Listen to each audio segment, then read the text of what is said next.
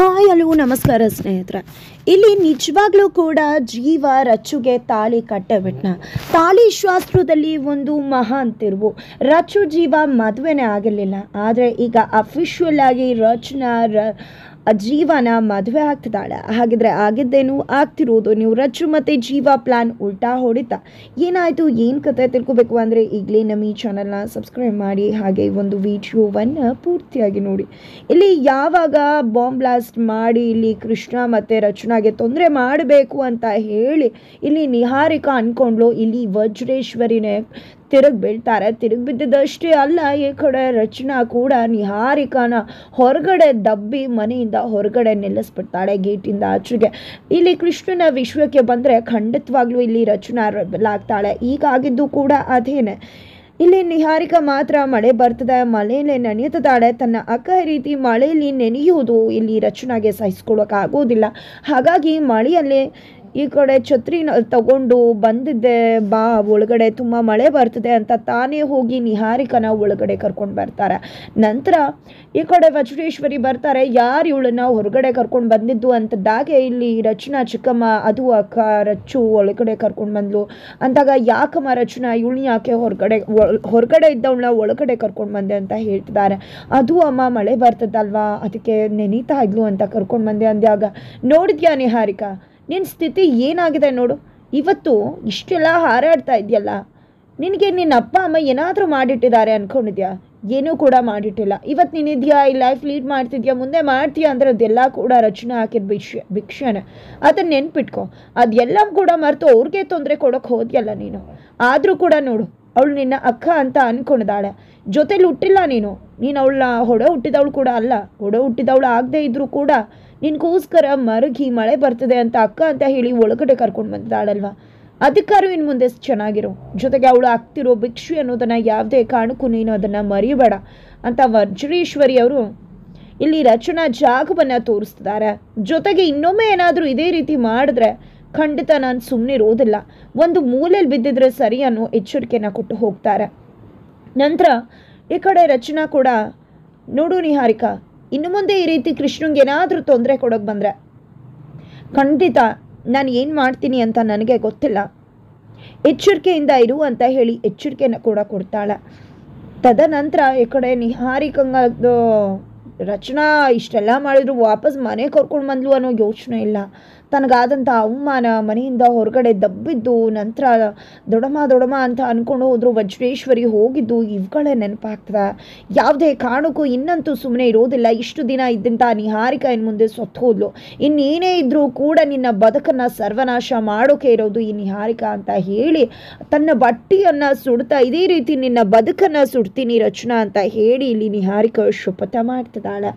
ತದನಂತರ ಆ ಕಡೆ ರಚ್ಚು ಮತ್ತು ಜೀವ ಇಬ್ಬರ ಮದುವೆ ಶಾಸ್ತ್ರ ಕೂಡ ಇದೆ ನಾಳೆ. ಏನು ಮಾಡಬೇಕು ಅಂತ ತೋಚ್ತಿಲ್ಲ. ಅದರ ನಡುವೆ ಜೀವಾಗೆ ಇಲ್ಲಿ ರಚ್ಚು ಅಪ್ಪ ಬಂದಿದ್ದೆ, ಈ ಕಡೆ ಜೀವಾಗೆ ಒಂದು ಪ್ಲ್ಯಾನ್ ಹೇಳ್ತಿದ್ದಾರೆ.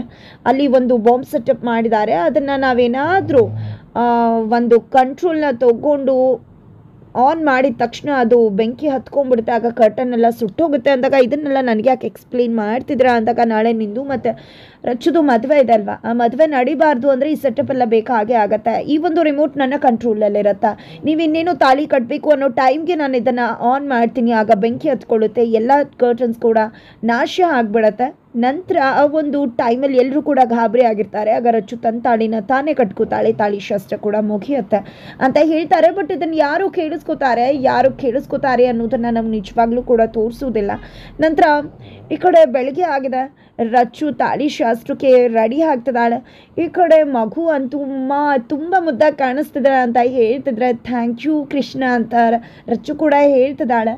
ಈ ಕಡೆ ಜೀವ ರಚ್ಚುನ ನೋಡಿ ನಿಜವಾಗ್ಲೂ ಕೂಡ ಕಳೆದು ಹೋಗ್ತಿದ್ದಾನೆ. ಎಷ್ಟರ ಮಟ್ಟಕ್ಕೆ ಕಳೆದು ಹೋಗ್ತಿದ್ದಾನೆ ಅಂದರೆ ಅಷ್ಟರ ಮಟ್ಟಿಗೆ ಕಳೆದು ಹೋಗ್ತಿದ್ದಾರೆ. ಆದರೂ ಕೂಡ ಹೌದೌದು ತುಂಬ ಚೆನ್ನಾಗಿ ಕಾಣಿಸ್ತಿದ್ದಾರೆ, ನಿಂಗೆ ಸ್ವಲ್ಪ ಕನ್ನಡಕ ತಂದು ಕೊಡಬೇಕು ಅನಿಸುತ್ತೆ ಕೃಷ್ಣ, ಅಯ್ಯೋ ಏನು ಚೆನ್ನಾಗಿ ಕಾಣಿಸ್ತಿದ್ಯೋ ಅಂತ ಹೇಳಿ ರೇಗಿಸ್ತಿದ್ದಾರೆ ರಚ್ಚುನ. ನಂತರ ಇಷ್ಟಕ್ಕೆ ಎಲ್ಲ ಶಾಸ್ತ್ರ ಮುಗಿಯೋದಿಲ್ಲ ಅಕ್ಕ, ನೀವು ಕೆಳಗಡೆ ಹೋಗೋಕ್ಕೂ ಮುನ್ನ ಇಲ್ಲಿ ಒಂದು ಶಾಸ್ತ್ರ ಇದೆ, ಇಲ್ಲಿ ಜೀವ ಅವರು ನಿನಗೆ ದೃಷ್ಟಿಪಟ್ಟನ ಇಡಬೇಕು ಅಂತ ಹೇಳ್ತಾಳೆ ತಂಗಿ. ಏನು ದೃಷ್ಟಿಪಟ್ಟು ಇಡೋದಾ ಅಂತ ಫುಲ್ ಹಂಚ್ಕೋತಿದ್ದಾರೆ ಜೀವ ಮತ್ತು ಮತ್ತು ರಚನಾ. ಆದರೆ ಎಲ್ಲರ ಮುಂದೆ ಸತ್ಯ ಬಾಯಿ ಬಿಡೋಕ್ಕಾಗೋದಿಲ್ಲ, ಸತ್ಯ ಗೊತ್ತಾಗಬಾರ್ದು. ಅದೇ ಕಾರಣಕ್ಕೆ ಈ ಕಡೆ ಒಪ್ಕೊಂಡಿದ್ದೆ. ಜೀವ ದೃಷ್ಟಿಬಟ್ಟನ್ನು ತಗೊಂಡು ತುಂಬ ನಾಚುತ್ತಾನೆ. ಈ ಕಡೆ ರಚನಾಗೆ ದೃಷ್ಟಿಬಟ್ಟನ್ನು ಇಡ್ತಾರೆ. ರಚನಾ ಕೂಡ ನಾಚಿ ನೀರು ಹಾಕ್ತಿದ್ದಾಳೆ. ಇಬ್ಬರ ಕಣ್ಣ ಸಲಿಗೆ ಜೊತೆಗೆ ಇಲ್ಲಿ ಜೀವ ಅಂತೂ ಕಳೆದು ಹೋಗ್ತಿದ್ದಾರೆ. ಅತ್ತ ಕಡೆ ಫುಲ್ ಮದುವೆ ಸಂಭ್ರಮ ಇದೆ. ಈ ಕಡೆ ಏನಿಷ್ಟು ಖುಷಿಯಾಗಿದೆಯಾ ಅಂತ ಹೇಳಿ ರಚ್ಚು ಅಪ್ಪನ್ನ ಕೇಳ್ತಾ ಇದ್ದಾರೆ ಮನೋಜ್ ಅವರು. ಯಾಕೆ ಖುಷಿಯಾಗಿದೆಯಾ ಅಂದರೆ ನನ್ನ ಮಗಳು ಮದುವೆ ಅಂದಮೇಲೆ ಖುಷಿಯಾಗಿರಲೇಬೇಕಲ್ವಾ ಅಂತಿದ್ರೆ, ಏನು ನಿನ್ನ ಮಗಳು ಮದುವೆನ ಹೇಗೆ ಸರ್ವನಾಶ ಮಾಡ್ತೀನಿ ಅಂತ ನೋಡ್ತಾ ಇರುವಂಥ ಜಟಾಯು ಕಥೆಯನ್ನು ಹೇಳ್ತಾರೆ ವಜ್ರೇಶ್ವರಿ. ಆದರೆ ಜಟಾಯು ಕಥೆಯಲ್ಲಿ ಅವನು ಅಂದ್ಕೊಂಡಿದ್ದನ್ನು ಮಾಡಿದ್ದ ಅನ್ನುವುದನ್ನು ಕೂಡ ಮನತಟ್ಟು ಮಾಡಿಸ್ತಾರೆ ಇಲ್ಲಿ ರಚನಾ ಅಪ್ಪ ಕೂಡ. ನಂತರ ಇಲ್ಲಿ ಎಲ್ಲ ರೀತಿಯ ಶಾಸ್ತ್ರವನ್ನು ಹಮ್ಮಿಕೊಂಡಿದ್ದಾರೆ. ಎಲ್ಲ ರೀತಿ ಶಾಸ್ತ್ರದ ಜೊತೆಗೆ ತಾಳಿ ಶಾಸ್ತ್ರವನ್ನ ಮಾಡುವುದಕ್ಕೆ ಎಲ್ಲ ರೀತಿಯ ಒಂದು ಸಿದ್ಧತೆ ಆಗಿದೆ. ವಜ್ರೇಶ್ವರಿಯವರು ಸತ್ಯವನ್ನ ಹೊರತಡೆಯೋಕ್ಕೋಸ್ಕರ ಲಾಯರ್ ಜೊತೆ ಸೇರ್ಕೊಂಡಿದ್ದೆ ಈ ಒಂದು ಸೆಟ್ಟನ್ನು ಮಾಡಿದ್ದಾರೆ. ನಂತರ ಈ ಕಡೆ ರಚನಾ ಮದುಮಗಳಾಗಿ ರೆಡಿಯಾಗಿ ಬರ್ತಾಳೆ. ಏನ್ರಿ ಆಗ್ತಾನೆ, ಒಳ್ಳೆ ಸಿಂಪಲ್ ಆಗಿ ಚೆನ್ನಾಗಿ ರೆಡಿ ಆಗಿದ್ರಿ, ಈಗ ನೋಡಿದ್ರೆ ಒಳ್ಳೆ ಜಾತ್ರೆ ಥರ ರೆಡಿ ಆಗಿದ್ರಲ್ರಿ ಅಂತ ಜೀವ ರೇಗಿಸ್ತಾ ಇದ್ರೆ, ಏನಿವತ್ತು ನಿಮ್ಮ ಮದುವೆ ಇದೆ, ಮದುಮಗಳು ಹೀಗೆ ರೆಡಿ ಆಗದೆ ಇನ್ನು ಹೇಗೆ ರೆಡಿ ಆಗಬೇಕು ಅಂತಿದ್ರೆ, ಏನ್ರಿ ಯಾವ ಮದುವೆ, ಇದೆಲ್ಲ ಫೇಕ್ ಮದುವೆ ಅಂತ ಗೊತ್ತಲ್ವಾ, ನೀವೇನು ಮದುವೆಗಿದ್ವಿ ಅಂತಿದ್ದೀರಾ ಅಂದಾಗ, ಅದು ನನಗೆ ಗೊತ್ತು ನಿಮ್ಗೆ ಗೊತ್ತು, ನಾವಿಬ್ರು ಮದುವೆ ಆಗಿಲ್ಲ, ಇದೊಂದು ಫೇಕ್ ಮದುವೆ, ಇದೊಂದು ನಾಟಕ ಮಾಡ್ತಿದ್ವಿ ಅಂತ. ಆದರೆ ಬೇರೆಯವ್ರಿಗೆ ಯಾರು ಗೊತ್ತಾ? ಅಲ್ಲಿ ಬರೋ ಪುರೋಹಿತರಿಗೆ ಗೊತ್ತಾ, ಕೌನ್ಸಿಲರ್ಗೆ ಗೊತ್ತಾ? ಅವ್ರಿಗೇನಾದ್ರೂ ಗೊತ್ತಿದೆಯಾ ನಾವಿಬ್ರು ಫೇಕ್ ಮದುವೆ ಆಗ್ತಾ ಇದ್ದೀವಿ ಅಂತ? ಇಲ್ಲ ತಾನೆ. ಅಂದಮೇಲೆ ಎಲ್ಲರೂ ಮುಂದೆ ನಾನು ಇದೇ ರೀತಿ ಚೆನ್ನಾಗಿ ರೆಡಿಯಾಗಿ ಹೋಗ್ಬೇಕಲ್ವಾ? ಇಲ್ಲ ಅಂದರೆ ಅವ್ರು ಅನ್ಕೊಳ್ಳೋದಿಲ್ವಾ, ಏನು ಈ ಹುಡುಗಿಗೆ ಮದುವೆನೇ ಇಷ್ಟ ಇಲ್ಲ ಅಂತ ಅನ್ಸುತ್ತೆ, ಅದಕ್ಕೋಸ್ಕರ ಇಷ್ಟು ಮಟ್ಟಿಗೆ ರೆಡಿಯಾಗಿ ಬಂದಿದ್ದಾಳೆ ಅಂತ ಅವ್ರು ಅಂದ್ಕೊಂಡ್ರೆ ಏನು ಮಾಡಬೇಕು ಅಂತ ಹೇಳ್ತಾಳೆ. ಸರಿ ಆಯಿತು ಅಂತ ಇನ್ನೇನು ಮಾಡೋದು ಅಂತ ಅನ್ಕೋತಾರೆ. ಜೀವ ಮತ್ತು ರಚನಾ ಇಬ್ಬರು ಕೂಡ ಮಂಟಪದ ಬಳಿಗೆ ಬಂದಿದ್ದಾಗಿದೆ. ಹಸುವಿನ ಮೇಲೆ ಕೂತಿದ್ದಾರೆ. ಪುರೋಹಿತರು ಎಲ್ಲ ಶಾಸ್ತ್ರವನ್ನು ಮಾಡ್ತಿದ್ದಾರೆ. ಲಾಯರ್ ಮತ್ತು ಕೌನ್ಸಿಲರ್ ಅಲ್ಲಿಗೆ ಎಂಟ್ರಿ ಕೊಟ್ಟಿದ್ದಾರೆ. ಜೊತೆಗೆ ಈ ಕಡೆ ಲಾಯರ್ ಅಂತೂ ಕಟ್ಟಿ ಮದುವೆ ಆಗಲಿ, ನಿಮ್ಮಿಬ್ರು ಮದುವೆ ಶಾಸ್ತ್ರನ ನೋಡಲೇಬೇಕು ಅಂತಿದೆ. ಈ ಕಡೆ ಕೃಷ್ಣ ಅಂತೂ ಫುಲ್ ಖುಷಿಯಾಗಿದ್ದಾಳೆ. ಅಯ್ಯೋ ಅಪ್ಪ ಅಮ್ಮನ ಮದುವೆ ನೋಡ್ತಾ ಇದ್ದೀನಿ ಅಂತ. ಈ ಕಡೆ ಪಿಂಕಿ ಅಂತೂ ಯಾವತ್ರಿ ಬಾಲವ್ರೆ ನಿಮ್ಮ ಮದುವೆ ಅಂದಾಗ ನೀವು ಈಗಲೇ ಒಪ್ಕೊಂಡ್ರೆ ಮದುವೆ ಆಗ್ಬಿಡೋಣ ಅಂತಿದ್ದಾರೆ. ಅತ್ತ ಕಡೆ ರಚನಾ ತಂಗಿ ಅಂತೂ ಅಕ್ಕನ ಮದುವೆ ನೋಡಿರಲಿಲ್ಲ, ಎಷ್ಟು ಖುಷಿ ಆಗ್ತಿದೆ ಗೊತ್ತಾ ಇವತ್ತು ಅಕ್ಕನ ಮದುವೆ ಆಗ್ತಿರೋದು ಅಂತ ಕೂಡ ಅವಳು ಹೇಳ್ತಿದ್ದಾಳೆ. ಆದರೆ ಇಲ್ಲಿ ರಚನಾ ಮತ್ತು ಜೀವಾಗಂತೂ ಜೀವ ಹೋಗ್ತದೆ, ಏನಪ್ಪ ಮಾಡೋದು ಅಂತ. ಫೈನಲಿ ಮಾಂಗಲ್ಯ ಧಾರಣೆ ಮಾಡೋ ಸಮಯ ಬಂದಿದ್ದಾಯ್ತು. ಜೀವ ಕೈಗೆ ತಾಳಿಯನ್ನು ಪುರೋಹಿತರು ಕೊಟ್ಟಿದ್ದು ಆಯಿತು.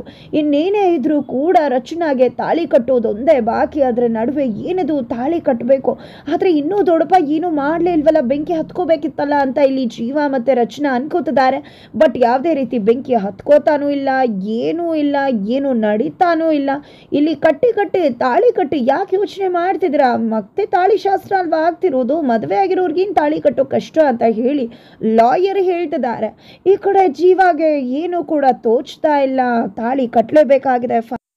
ತಾಳಿ ನಿಜವಾಗ್ಲೂ ಕೂಡ ರಚನಾಗೆ ತಾಳಿ ಕಟ್ಟೇ ಬಿಡ್ತಾನೆ. ಜೀವ ಅನ್ನೋದನ್ನ ಕಾದು ನೋಡಬೇಕಾಗಿದೆ. ಹಾಗಿದ್ರೆ ನಿಜವಾಗ್ಲೂ ಜೀವ ಮತ್ತು ರಚನಾ ಅಫಿಷಿಯಲ್ ಗಂಡ ಹೆಂಡತಿ ಆದ್ರೆ ಏನಪ್ಪ ಆಯಿತು, ಯಾರು ಏನಾದರೂ ಇಲ್ಲಿ ನಿಜವಾಗ್ಲೂ ಮದುವೆ ಆದರೆ ಯಾರು ಆ ರೀತಿ ಮಾಡಿದ್ದು, ಯಾರು ಅವರ ದೊಡ್ಡಪ್ಪ ಆ ಒಂದು ಪಾಯಿಂಟನ್ನು ಅಂದರೆ ರಿಮೋಟ್ ಕಂಟ್ರೋಲನ್ನು ಒತ್ತಿರುವ ಹಾಗೆ ಮಾಡಿ ಅಲ್ಲಿ ಮದುವೆ ನಡೆಸೋ ಹಾಗೆ ಮಾಡಿದ್ದು ಯಾರಿರ್ಬಹುದು? ನಿಹಾರಿಕನ? ತಿಳ್ಕೋಬೇಕು ಅಂದರೆ ಮುಂದಿನ ವಿಡಿಯೋಗೋಸ್ಕರ ವೇಟ್ ಮಾಡೋದನ್ನು ಮರಿಬೇಡಿ.